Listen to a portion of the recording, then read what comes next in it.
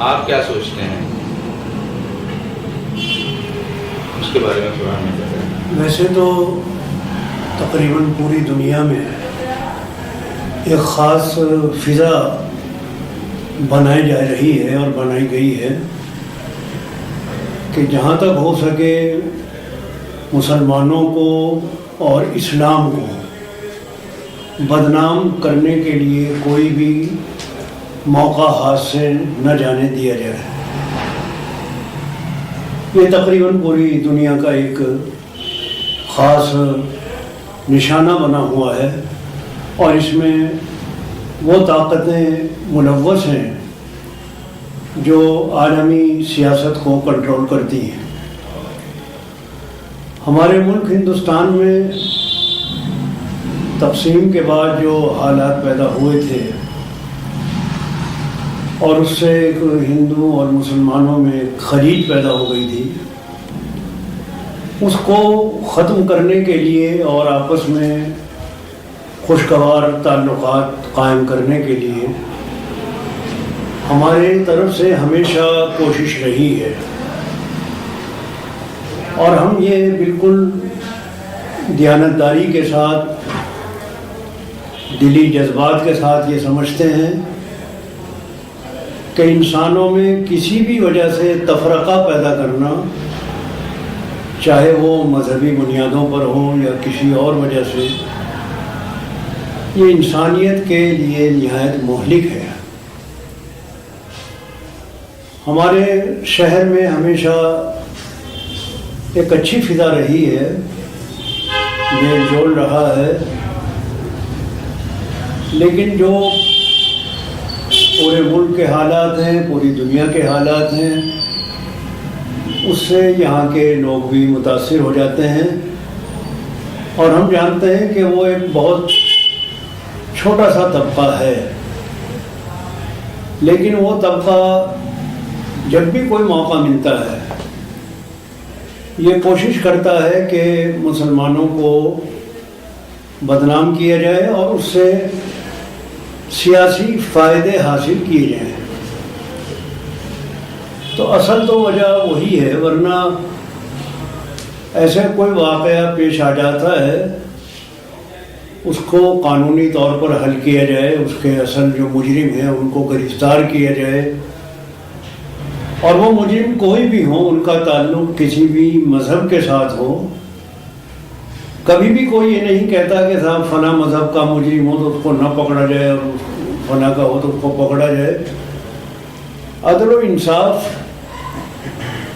کسی بھی ملک کی ترقی کے لیے، اس کے استحکام اور مضبوطی کے لیے یہ بہت ضروری ہوتا ہے۔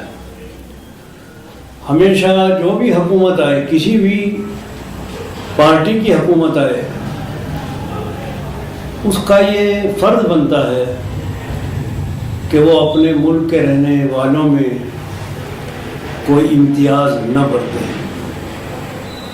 اسلام کی تو قدریں اس سلسلے میں بہت ہی بلند ہیں کہ اسلام نے ہمیشہ حق و انصاف کا ساتھ دیا ہے، اور اس میں اپنے اور غیر میں کوئی فرق نہیں کیا ہے۔ اب جو اس وقت یہ اس قسم کے حالات ہمارے سامنے آ رہے ہیں جن کا آپ نے ذکر کیا ہے، یہ ہمارے مستقبل کے لیے کوئی نیک فال نہیں ہے۔ ہم تو سہ جائیں گے جو کچھ بھی سہنا ہے، لیکن اس ملک کی بربادی کا یہ ایک آغاز ہوگا۔ آپ کسی پر ظلم کرنے کے بعد یہ نہ سمجھیے کہ آپ چھوٹ جائیں گے۔ ظالم ظلم کرنے کے بعد دراصل اپنی گردن خود پھنسا لیتا ہے۔ قدرت کا ایک نظام ہے، ہمیشہ ظالم کو چھوٹ نہیں ملا کرتی۔ اس واسطے ہمیں بڑی دلسوزی کے ساتھ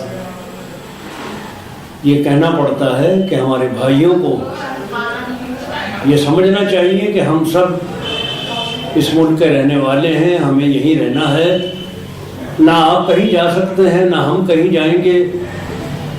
نہ آپ کو ہم مٹا سکتے ہیں اور نہ آپ ہمیں مٹا سکتے ہیں. ہندوستان بھی باقی رہے گا اور آپ لوگ بھی باقی رہیں گے. اس لیے مل جل کر رہیے، محبت اور پیار کے ساتھ رہیے اور اس ملک کی کوئی خوشگوار مستقبل دے کر جائیے. ملک میں ایک لمبے عرصے سے فسادات کا سلسلہ جاری ہے. ہم یہ جاننا چاہتے ہیں کہ یہ کوئی حادثاتی عمل ہے یا کہ سوچی سمجھی سازش کا نتیجہ ہے؟ میں نہیں سمجھتا کہ کوئی حادثاتی عمل ہے. زیادہ تر فسادات سوچی سمجھی سازش کے نتیجے میں ہی ہوتے ہیں، اور اس کی دلیل اور ثبوت یہ ہے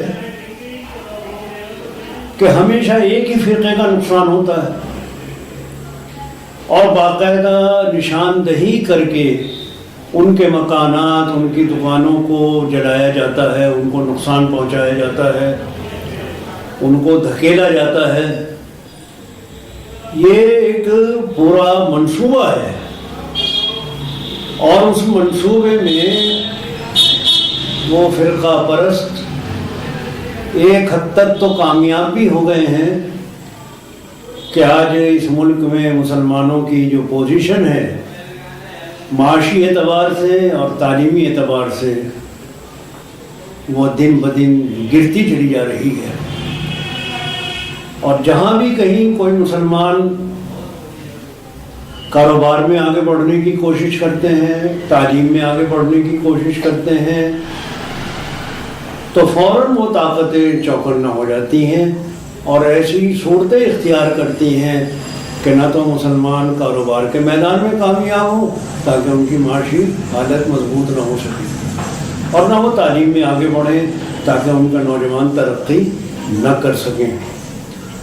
تو میں سمجھتا ہوں کہ یہ حادثہ اچانک نہیں ہوتا.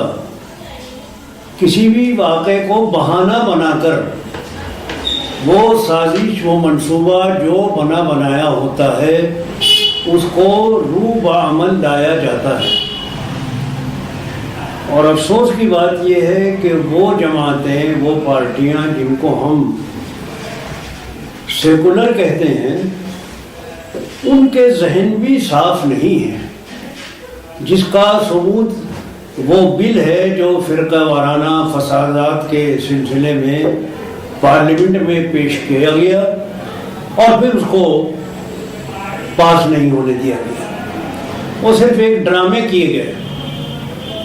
جن بلوں کو، جن قوانین کو پاس کرانا تھا وہ ہر قیمت پر پاس کرائے گئے، اور اتنا اہم یہ بل تھا جو فسادات پر روک لگا سکتا تھا، اور اس میں وہ بنیادی اور اہم سفارشات تھیں کہ جہاں پر کوئی فساد ہو وہاں کے جو انتظامیہ ہے، ایڈمنسٹریشن ہے، اس کو ذمہ دار قرار دیا گیا. اور یہ حقیقت ہے کہ انتظامیہ اگر چاہتی ہے کہ فساد نہ ہو تو وہ بہت اس کے پاس طاقت ہوتی ہے اور بہت سی تدبیریں وہ اختیار کر لیتی ہے اور فسادات نہیں ہونے دیتی، اور جہاں اس کی منشا ہوتی ہے وہاں وہ ذرا ڈھیل دے دیتی ہے.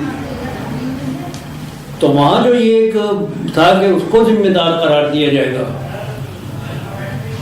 اس کو انہوں نے اس بل کو پاس نہیں ہونے دیا. ان کی نیتیں بھی صاف نہیں ہیں. پھر ہمیشہ یہ کیا بات ہے کہ ایک ہی فرقے کا نقصان ہوتا ہے. اس کا مطلب یہ ہے کہ جو ہماری فورسز ہیں وہ بھی ان کا ساتھ دیتی ہیں.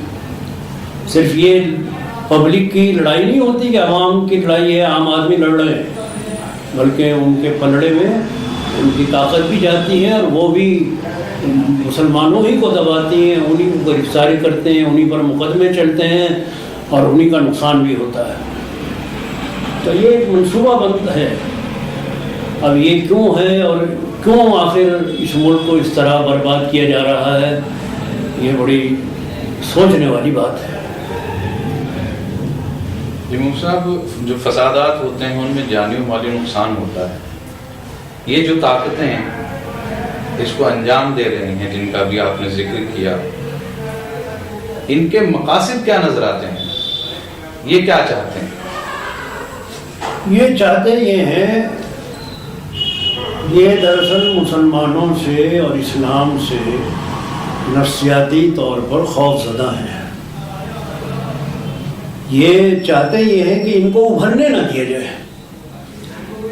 یہ نمبر 2 بلکہ نمبر 3 پر رہے ہیں، ان کو حاشیے پر رکھا جائے۔ ان کو ڈر یہ ہے کہ اگر ان کو ذرا بھی چھوٹ ملی اور ان کو ترقی کے مواقع مل گئے تو یہ ہمارے اوپر حاوی ہو جائیں گے۔ ان کو دراصل خوف یہ ہے کہ اسلام کے پاس ایک مستقل نظریہ حیات ہے جو سائنٹیفک ہے، جو آج کل کے اس سائنسی اور علمی دور میں بھی پورا کھرا اترتا ہے۔ کسی بھی قوم کے پاس اتنا مکمل نظام زندگی اور اتنا معتبر اور مستند الہی ہدایات نہیں ہے۔ یہ سمجھیے کہ جہاں خزانہ ہوتا ہے وہاں لٹیرے اور ڈاکو اور چور آیا کرتے ہیں۔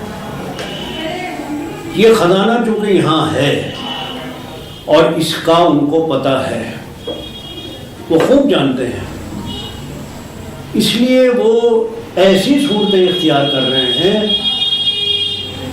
کہ مسلمان اپنے مذہب سے دور ہو جائیں، اپنی قدروں سے دور ہو جائیں، نام چارے کے مسلمان رہ جائیں، اور وہ کسی طرح ایسا نہ ہو جائے کہ اسلام کا تعارف لوگوں کے سامنے پیش کریں اور لوگ اس کو آگے بڑھ کر قبول کر لیں۔ آپ دیکھ رہے ہیں کہ پوری دنیا میں ان تمام کوششوں کے باوجود اسلام کی اشاعت ہو رہی ہے، اسلام پھیل رہا ہے، لوگ اسلام قبول کر رہے ہیں، عورتیں بڑی تعداد میں اسلام میں داخل ہو رہی ہیں، اور وہاں کوئی جبر نہیں ہے، کوئی کسی طرح کی کوئی زبردستی نہیں ہے، اپنی سوچ کے ساتھ آ رہے ہیں۔ بہرحال ہمارے ملک بھی پوری دنیا کا ایک حصہ ہے، ان سب کے اثرات یہاں بھی، تو اصل تو اس کے پس پردہ وہ نفسیاتی خوف ہے۔ لیکن اگر یہ بات سمجھ لی جائے کہ اسلام کی ٹھیکیداری مسلمانوں کے پاس نہیں ہے، اسلام تو ایک انسانیت کی فلاح و بہبود کا ایک خدائی اور الہی پروگرام ہے، مسلمان اس کو قبول کر لے یا آپ قبول کر لیں، بالکل ایسا ہی ہے جیسے کوئی دوا کسی بیماری کے لیے فائدہ مند ہو اور آپ کو معلوم ہو کہ اس بیماری میں اس دوا سے فائدہ ہوتا ہے، اب وہ دوا چاہے مسلمان نے بنائی چاہے وہ کسی غیر مسلم نے بنائی، آپ کہیں گے بھائی ہمیں تو دوا سے لینا ہے، ہمیں اس سے کیا لینا کہ بنانے والا کون ہے۔ بالکل یہی معاملہ ہے آج کل کے مسائل کا واحد حل، اور ہم بالکل یہ بات اپنے بھائیوں کے سامنے اور پوری دنیا کے سامنے ڈنکے کی چوٹ رکھتے ہیں، بغیر کسی خوف و ڈر کے رکھتے ہیں، دلائل اور ثبوت کے ساتھ رکھتے ہیں کہ تمام مسائل انسانی کا واحد حل اسلام ہے۔ جب بھی آپ غور کریں گے، جب بھی گہرائی کے ساتھ سوچیں گے، جب بھی آپ کا مطالعہ غیر جانبدارانہ ہوگا، آپ دل و دماغ کی کشادگی کے ساتھ جب بھی اس پر غور کریں گے تو اسی نتیجے پر پہنچیں گے کہ راستہ یہی ہے۔ ظاہر ہے کہ اسلام نے شروع سے کبھی سے دعوت دی ہے، بتایا ہے، لوگوں کو پیش کیا ہے، قبول کرنا نہ کرنا یہ دوسرے لوگوں کا کام ہے۔ تو جو آپ کا سوال ہے، میرے اپنے خیال کے مطابق اس کے پیچھے ایک ڈر اور خوف لگا ہوا ہے کہ کہیں ایسا نہ ہو کہ یہ لوگ پھر اسی طرح، حالانکہ جب بھی مسلمان کو موقع ملا ہے اس نے اس ملک کی بڑی شاندار خدمات انجام دی ہے۔ آپ دیکھیے ہمارے ملک کی آزادی کے بعد جتنے پرانے ہمارے قائدین اور لیڈر ہوئے ہیں، انہوں نے دولت نہیں کمائی، انہوں نے اس ملک کی مخلصانہ خدمت انجام دی ہے۔ ہمارے وزیر خوراک جو تھے قدوائی صاحب، ان کا بنیان پھٹا ہوا تھا، اپنی کوئی جائیداد نہیں بنا کر گئے، کوئی بینک بیلنس چھوڑ کر نہیں گئے، لیکن ملک کی وہ خدمت انجام دی ہے کہ ایک زمانے میں جب ملک میں بڑا مشکل حالات پیدا ہوئے خوراک کے، تو قدوائی صاحب نے وزیر خوراک ہو کر ایسی تدبیر کی کہ ملک کو بچا کے لے گئے۔ مولانا ابوالکلام آزاد نے کون سا اپنی اولاد یا اپنے خاندان کے لیے کچھ کیا یا کوئی دولت جمع کی؟ تو ہمارے لیے جتنے قائدین تھے انہوں نے بڑے اخلاص کے ساتھ سب کی بغیر مذہب و ملت کے فرق کیے انسانوں کی اور ملک کی خدمت انجام دی ہے۔ تو مسلمان سے ڈرنا غلط ہے، مسلمان کا شیوا ہے وفاداری، اور وہ وفاداری کے ساتھ اپنا مالک کا بھی وفادار ہے اور اپنے ملک کا بھی وفادار ہے۔ یہ خوف ان کے دل و دماغ میں انگریز نے بسا دیا تھا، وہ چلا آ رہا ہے۔ جب یہاں مسلمانوں کی حکومت 800 سال رہی، تب کون سا آپ نے دیکھا کہ ملک کو انہوں نے بنایا یا بگاڑا؟ آج جتنی آپ یہ تاج محل ہو، چاہے نشاط باغ ہو، چاہے لال قلعہ ہو، چاہے دوسری چیزیں ہوں، یہاں کا لباس، یہاں کا رہن سہن، یہاں کے کھانا پینا، یہاں کے طرز زندگی، یہاں کے ذہن کی کشادگی، ان سب چیزوں میں مسلمانوں کا کتنا بڑا حصہ ہے۔ خود جواہر لال نہرو اس کا بڑی اعتراف کرتے ہیں اپنی کتاب میں، جواہر لال کہانی میں، اور وہ حقیقت ہے۔ تو آپ اگر موقع دیں گے اور یہ ڈر اور خوف اپنے دماغ سے بھی نکالیں اور اپنے مسلمانوں کے دماغ سے بھی نکال دیں، تو آپ دیکھیں گے کہ سب مل کر ہندو مسلمان اور دوسرے ہمارے سکھ عیسائی انشاءاللہ مل کر اسی طرح سے ملک کو آگے بڑھائیں گے۔ تو میں سمجھتا ہوں کہ یہ اس کے پیچھے یہ خوف دور ہونا چاہیے، بیٹھ کر بات کرنی چاہیے، ڈائلاگ ہونی چاہیے۔ یہ تھوڑے سے لوگ ہیں، ان کے دماغ خراب کر دیے ہیں کچھ لوگوں نے، ان کو غلط شکشا، غلط تعلیم، غلط سوچ ان کی کر دی ہے، انہوں نے کے دماغوں میں نفرت بھر دی ہے۔ نفرت تو ایک زہر ہے جو خود آدمی کو بھی ختم کر دیتا ہے اور دوسرے کو بھی ختم کر دیتا ہے۔ نفرت سے مسئلے حل نہیں ہوا کرتے، اس لیے جہاں تک میرا اندازہ ہے وہ یہی ہے۔ شہر مالک کوٹلہ میں کچھ آرگنائزیشنز کی طرف سے 2 مارچ کو جو کنونشن ہوئے، اور اس کے علاوہ اس طرح کی دوسری جو کوششیں شہر میں ہو رہی ہیں یا ملک میں ہو رہی ہیں، کیا ان سے اس نفرت کو ختم کیا جا سکتا ہے یا کوئی راستہ نکل سکتا ہے؟ اس کا کوئی فائدہ ہوگا؟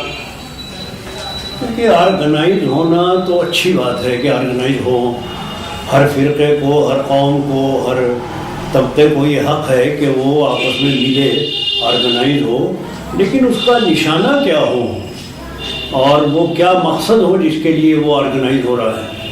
ایک تو ہوتا ہے کہ بھائی ہم اپنے قوم کی فلاح و بہبود کے لیے کچھ کام کر رہے ہیں، اچھی بات ہے، اپنے جو بھائی ہیں ان کی آپ مدد کریں، ان کو اونچا اٹھانے کی کوشش کریں، یہ جہاں تک ہے بہت اچھی بات ہے اور ہونا بھی چاہیے۔ اس لیے کہ تعاون علی البر، نیکی کے معاملے میں تعاون کرنا اور خدمت خلق، یہ بڑا اہم باب ہے ہماری زندگی